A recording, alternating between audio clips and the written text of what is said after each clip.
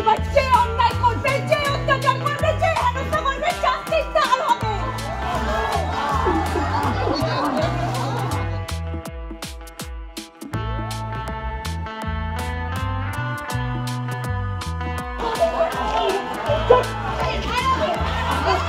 আপনাদের সাহসকে পুলিশ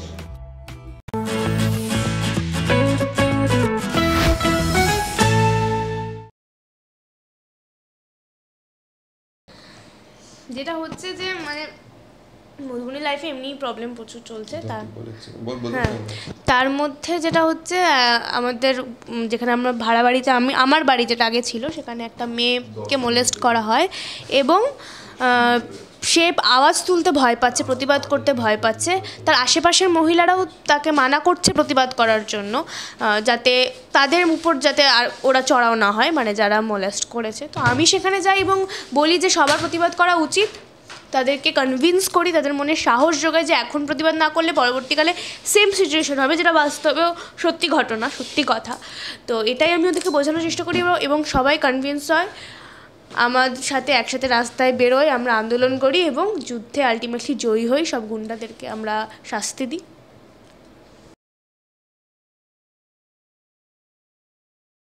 খুব ভালো, তুমি বলো।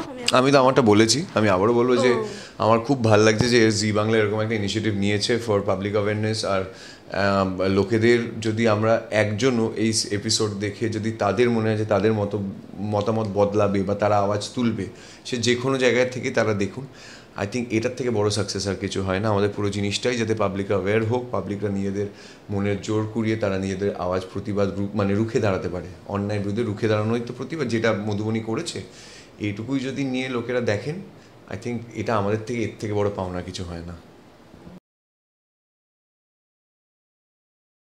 না, আমি ছোটোবেলায় মারকুটে, আমি ছোটোবেলা থেকে ভীষণই মারকুটে, মানে স্কুলে আর কি, স্কুল লাইফে তো মোটামুটি মার ধরে করতাম, মার খেতাম, সবটাই হতো। তো হ্যাঁ, মানে ওই রকমই, বাট এরকম সিচুয়েশানে মানে এতটা প্রতিবাদ হয়তো আমি কোনোদিন করিনি, বা সিচুয়েশানটা আসেনি, বা আমি করতে পারিনি, তো করিনি, এরকম একটা হয়নি কিছু।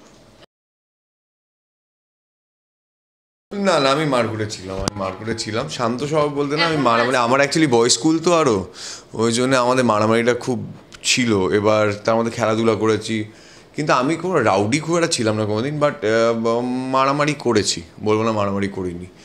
মারামারি বড় বয়সেও করেছি, কলেজে গিয়েও করেছি, বাট মোস্টলি সেগুলো হ্যাঁ সেইটা আলাদা গল্প, সেটা একদিন পরে বলবো। সেটা আমার পরবর্তী জীবনে, সেখানে আমি রুখে দাঁড়িয়েছিলাম অথরিটির এগেনস্টে। সেইখানে দাঁড়িয়ে আমাকে সাসপেন্ড করা হয়। সাসপেন্ড করার আমাকে কনভোকেশনই দেওয়া হয়নি, আমার সেটা আলাদা ঘটনা একদিন। বাট হ্যাঁ, ছোটোবেলার থেকে মারামারি করেছি।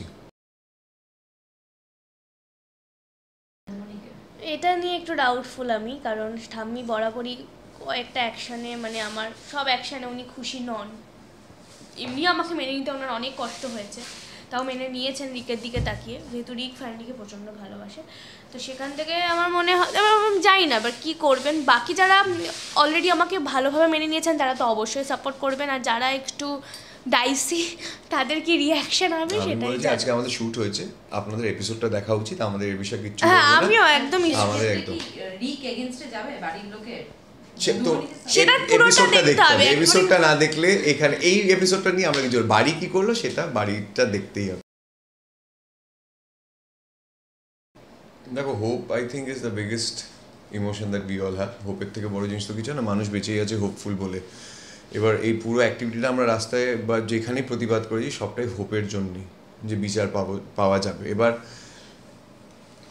মানে খুব নিউট্রালি বলতে গেলে, এত বড় দেশ, প্রসেসেস আছে, রেগুলেটরিজ আছে, তার জন্য হয়তো ডিলে হচ্ছে, কিন্তু এরকম হিনিয়াস ক্রাইম, এরকম ঘেন্নাদায়ক জঘন্য কাজের জন্যে ফাস্ট কোর্ট প্রসেসের ডিসিশন ম্যান্ডেট, এইটার জন্যে এতদিন সময় লাগানো উচিত না।